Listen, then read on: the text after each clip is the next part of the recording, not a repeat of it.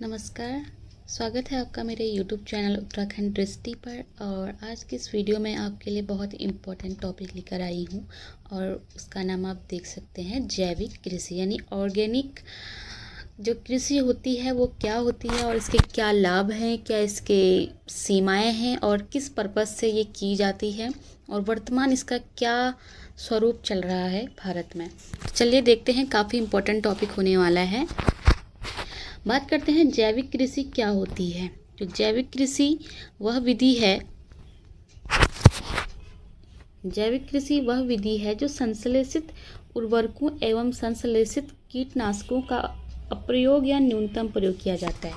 तो कहने का मतलब ये है कि जो हम खेती करते वक्त जो रासायनिक या कीटनाशकों का प्रयोग करते हैं केमिकल युक्त, उनका हम न्यूनतम मतलब नाम मात्र का मतलब बिल्कुल नहीं यूज करते हैं। किस खेती में? जैविक कृषि में, जिसमें भूमि की उर्वरा शक्ति को बचाए रखने के लिए फसल चक्र, हरी खाद, कंपोस्ट आदि का प्रयोग किया जाता है। यानी कि हम इसमें जैविक खेती क्या होती है जिसमें हम केमिकल युक्त जो रासायनिक कीटनाशक होते हैं उनका प्रयोग नहीं करते हैं, बल्कि भूमि की जो उर्वरा शक्ति होती है उसको बचाए रखने के लिए हम क्या करते हैं, जो हरे खाद होते हैं, गोबर, कंपोस्ट, जो घर में बना जो खाद होता है उसका प्रयोग करते हैं। ठीक है।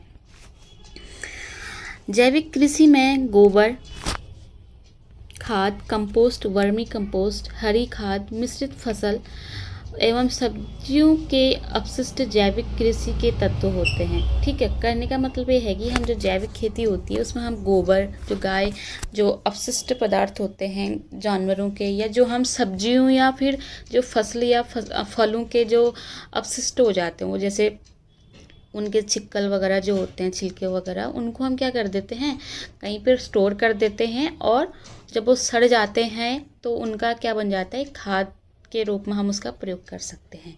तो ये होती है जैविक, जिसमें हम बिल्कुल जो केमिकल फ्री होगा, जिसमें किसी कीटनाशकों का प्रयोग नहीं किया जाएगा, कोई रासायनिक तत्वों का प्रयोग नहीं किया जाएगा।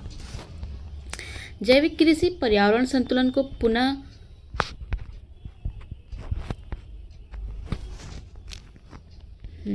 जैविक कृषि पर्यावरण संतुलन को पुनः स्थापित करके उसका संरक्षण और संवर्धन करती है। यानी कि जो जैविक खेती होती है वो पर्यावरण की क्या होती है, अनुकूल होती है। वो पर्यावरण को कोई नुकसान नहीं पहुंचाती है, बल्कि उसकी क्या करती है, उसको संरक्षित करती है। जैविक कृषि को बढ़ावा देने के लिए 10वीं पंचवर्षीय योजना के तहत राष्ट्रीय जैविक खेती परियोजना अक्टूबर 2000 में शुरू की गई थी। यानी कि जो जैविक खेती है उसको और अधिक बढ़ावा देने के लिए जो हमारी 10वीं पंचवर्षीय योजना थी उसके तहत क्या शुरू किया गया था, अक्टूबर 2004 में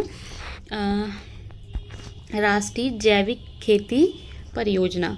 तो सवाल बन सकता है, जैसे अभी हमारा ईओ जो अधिशासी अधिकारी और कर निरीक्षक वाला जो एग्ज़ाम है उसमें ये टॉपिक दिया हुआ है, जैविक कृषि और इससे होने वाले लाभ। तो इस वीडियो में आपको सारी चीज़ें देखने को मिलेंगी, तो ध्यान से देखिएगा। काफ़ी इजी लैंग्वेज में मैंने इसको बनाया है। तो 10वीं पंचवर्षीय योजना के तहत कौन सी परियोजना शुरू की गई थी? राष्ट्रीय जैविक खेती परियोजना। कब शुरू की गई थी? अक्टूबर 2004 में। भारतीय कृषि अनुसंधान परिषद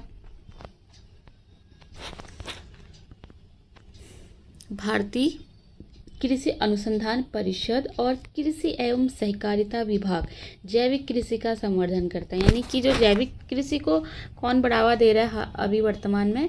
भारतीय कृषि अनुसंधान परिषद और कृषि एवं सहकारिता जो विभाग है वो इसका क्या कर रहे हैं, संवर्धन कर रहे हैं। विश्व स्तर पर अल्बर्ट हावर्ड को आधुनिक जैविक कृषि का जनक माना जाता है। वेरी वेरी इंपॉर्टेंट कि जो जैविक कृषि का जनक माना जाता है विश्व स्तर पर किसको माना जाता है? तो आधुनिक जैविक कृषि का जो फादर है वो अल्बर्ट हावर्ड को माना जाता है। इसको आप नोट कर लीजिएगा। बृहद स्तर पर जैविक कृषि को अपनाने वाला देश कौन है? यानी कि बड़े स्तर पर अगर देखा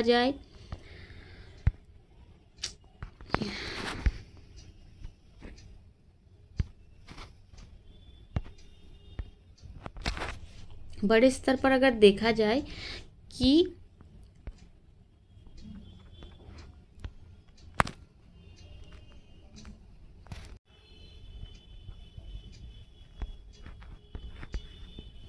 हाँ, बृहद स्तर पर अगर देखा जाए जैविक कृषि करने वाला विश्व में जो प्रथम देश है वो कौन है? क्यूबा है। ये भी आपका पूछ सकता है, तो इसको आप नोट कर लीजिएगा, साथ साथ में आप नोट इसको करते चलेगा। अब बात करती हैं, आई होप कि आपको जैविक कृषि समझ में आ गई होगी। एक बार मैं इसको आपको ऐसे संक्षिप्त में बता देती हूँ कि जैविक कृषि क्या होती है। जैविक कृषि होती है जिसमें हम अपने रासायनिक जो बड़े बड़े केमिकल वाले जो कीटनाशक होते हैं, जो हम खेती में क्या करते हैं, जिसका प्रयोग की खेती मतलब अच्छी हो या जल्दी पक जाए या जो भी है उसको और अधिक लाभ कमाने के लिए क्या करते हैं, बड़े बड़े कीटनाशकों, हानिकारक जो रासायनिक तत्व होते हैं उनका प्रयोग हम खेती में करते हैं। लेकिन जैविक कृषि क्या होती है, इसमें हम किसी भी कीटनाशक या रासायनिक तत्वों का प्रयोग नहीं करते हैं, अपितु जो घर में बने जो गोबर होते हैं, कंपोस्ट खाद, हरी खाद, जो भी जो जानवरों का जो मल होता है उससे जो बनी जो खाद होती है उनका प्रयोग करते हैं। ठीक है। और इसका जो फादर है यानी कि आधुनिक जैविक कृषि का जनक आपने देखा कि अल्बर्ट हावर्ड को माना जाता है। और बृहद स्तर पर जैविक कृषि अपनाने वाला विश्व में कौन सा देश है? प्रथम क्यूबा है। अब बात करते हैं जैविक कृषि के लाभ क्या होते हैं। ठीक है, तो जैविक कृषि से उत्पादित खाद्य पदार्थों में पोषक तत्व क्या होते हैं? अधिक होते हैं। जो हम जैविक कृषि से जो खाद्य पदार्थ क्या करते हैं, उत्पादित करते हैं, उसमें क्या होते हैं, पोषक तत्व काफ़ी मात्रा में होते हैं और यह अधिक स्वास्थ्यकर भी होता है और हमें अच्छा भोजन क्या करती है, प्रोवाइड कराती है। ऑब्वियसली अगर किसी में अगर रासायनिक केमिकल चीज़ें नहीं होंगी तो वो हमारे लिए क्या होगी, अपने आप हमारे स्वास्थ्य के लिए क्या होगी, लाभदायक होगी। ठीक है। अगला पॉइंट है, यह एक सस्ती कृषि पद्धति है, कोई इसमें खर्चा नहीं आता है। आपका घर में ही जो सड़ी गली चीज़ें होती हैं, फलों के या जो सब्जियों के या फसलों के जो अवशिष्ट होते हैं, उन्हीं से हम क्या करते हैं, इस खाद्य को तैयार मतलब जो खाद होता है उसको क्या करते हैं, तैयार करते हैं। इसमें कम निवेश पर अधिक लाभ मिलता है, यानी कि हमें निवेश नहीं करना पड़ता है, उसमें क्या मिलता है, हमें अधिक प्रॉफिट मिलता है। और पर्यावरण के अनुकूल है, यानी कि पर्यावरण को कोई नुकसान नहीं पहुंचाती है। ठीक है। मृदा की उर्वरा शक्ति के साथ साथ पर्यावरण का भी संरक्षण होता है। अगर आप जो घर में बनी खाद होती है, कंपोस्ट खाद, हरी खाद, उसका यूज करेंगे, इससे क्या होगी, मिट्टी की उर्वरता बनी रहती है और पर्यावरण को भी कोई लॉस नहीं होता है। जैविक उर्वरकों के प्रयोग से भूमि की जल धारण क्षमता बढ़ती है, यानी कि जो हम जैविक उर्वरक के रूप में प्रयोग करते हैं जैविक खेती में, उससे क्या होता है कि जो भूमि की जल धारण मतलब जो जल को सोखने की क्षमता होती है वो क्या बढ़ जाती है, अधिक बढ़ जाती है। अब बात करते हैं इसकी सीमाएं क्या क्या हैं, तो सीमाएं देख लेते हैं। कृषि उत्पादकता की दृष्टि से जैविक कृषि आधुनिक कृषि तकनीक की अपेक्षा बहुत कम आकी गई है। कहने का मतलब कि अगर वर्तमान में देखा जाए तो लोग क्या करते हैं, अब घर में खाद बनाना वगैरह ये चीज़ें लोगों को अब क्या लगता है, झंझट लगता है, तो वो क्या करते हैं, जो रासायनिक चीज़ें होती हैं वो खरीद के लाते हैं और उसका प्रयोग क्या करते हैं, कृषि में करते हैं। तो कहने का मतलब है कि कृषि में जो चीज़ें उत्पादित की जाती हैं, जैविक कृषि को अभी कम देखा गया है, बहुत कम। मतलब वर्मी कंपोस्ट आदि बनाने में समय लगता है। अब अगर इसके जो हानियाँ देखेंगे तो हानि भी नहीं कह सकते, मतलब इसमें हमें क्या क्या वो हो सकता है। तो जो खाद होती है, कंपोस्ट होता है जो हम घर में बनाते हैं, उसमें समय लगेगा, क्योंकि वो चीज़ पहले अवशिष्ट जो पदार्थ है वो सड़ेगा, गलेगा, फिर उसको खाद बनने में भी टाइम लगेगा, क्योंकि जो उसके अपेक्षा अगर जो रासायनिक उर्वरक होंगे वो मार्केट में हम जाएंगे और ख़रीद के लाएंगे, जो आसानी से हमें क्या मिल जाते हैं, ईजिली प्रोवाइड हो जाते हैं। अगला है, जैविक कृषि प्रणाली को लेकर अभी कृषकों में जागरूकता का अभाव है। ऑब्वियसली जो किसान हैं उनमें भी जैविक कृषि को लेकर के क्या नहीं है, नॉलेज नहीं है, जागरूकता नहीं है। अब बात करते हैं जैविक कृषि के उद्देश्य क्या हैं। तो उद्देश्य देखते हैं किस पर्पस से की जाती है। ये कृषि आधारित उद्योग के लिए भोजन और फीडस्टॉक की बढ़ती आवश्यकता के कारण प्राकृतिक संसाधनों के उपयोग के लिए आदर्श पद्धति है। अगर जो हम प्राकृतिक संसाधनों का अगर उपयोग की बात करें तो उस आधार पर यह क्या है, एक बहुत अच्छी कृषि पद्धति है, जिसमें क्या होगा, सिर्फ हमारे नेचुरल चीज़ें यूज होंगी, इसमें कोई बाहरी चीज़ें, कोई खाद्य मतलब केमिकल कीटनाशकों का प्रयोग नहीं होगा, जिससे हमारे प्रकृति को भी कोई नुकसान नहीं पहुंचता है। ठीक है। यह सतत विकास लक्ष्य 2 यानी कि जो हमारे सतत विकास है, सस्टेनेबल डेवलपमेंट, उसमें हमारे 70 लक्ष्य निर्धारित किए गए हैं। तो उसमें जो लक्ष्य नंबर 2 है उसमें भी क्या बात की गई थी, जिसका उस लक्ष्य का क्या उद्देश्य था, जिसका उद्देश्य भूख को समाप्त करना, खाद्य सुरक्षा प्राप्त करना और बेहतर पोषण और कृषि को बढ़ावा देना। यानी कि अगर बात की जाए कि जो हमारा सस्टेनेबल डेवलपमेंट है उसमें क्या जैविक कृषि की बात कही गई है, तो हाँ की गई है। जो लक्ष्य 2 है यानी पॉइंट 2 है SD का, उसमें क्या बात की गई है कि भूख को समाप्त करना है और खाद्य सुरक्षा प्राप्त करना है और बेहतर पोषण और कृषि को बढ़ावा देना है। अब बात करते हैं भारत में जैविक कृषि की क्या पॉसिबिलिटीज़ हैं, यानी क्या संभावनाएं हैं। तो उत्तर पूर्वी भारत पारंपरिक रूप से जैविक कृषि के अनुकूल रहा है, यानी कि जो पूर्वी वाला इंडिया है यहाँ क्या है, हमारे जैविक कृषि के लिए ये क्षेत्र क्या है, अनुकूल है। और यहाँ रासायनिकों की खपत देश के बाकी हिस्सों की तुलना में क्या होती है, कम होती है। वर्तमान सरकार द्वारा जनजाति और द्वीपीय क्षेत्रों में भी कृषि के जैविक तरीकों को आगे बढ़ाने के लिए प्रोत्साहन दिया जा रहा है। यानी कि जो हमारा पूर्वी वाला इलाका है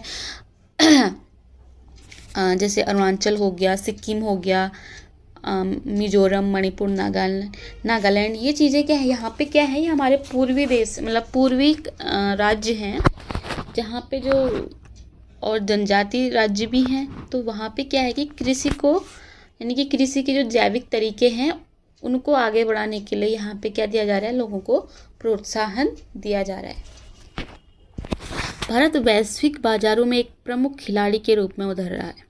भारत से प्रमुख जैविक निर्यातों में जैसे मतलब भारत से क्या क्या चीज़ें निर्यात होती हैं जैविक चीज़ें, तो वो हैं जो सन बीज होते हैं, तिल है, सोयाबीन है, चाय है, औषधि पौधे हैं, चावल, दालें, ये चीज़ें क्या हैं, भारत से निर्यात होती हैं, ये जैविक चीज़ें हैं। ठीक है।